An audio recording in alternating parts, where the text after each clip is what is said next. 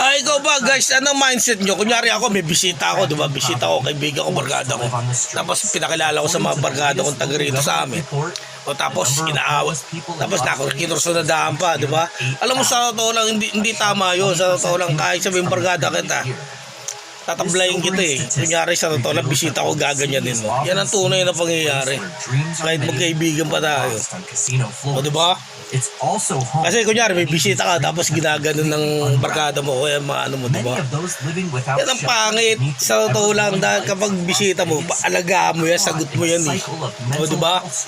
Yan ang tunay na ano. Kasi iba, nagpapahamak eh. O sige, impitahin ko rito tapos ano pag uwi abangan nyo. O di ba? Mga minds. Mga bugok. May mga ganyan tao talaga sa totoo lang. May hinang kukote. Yeah.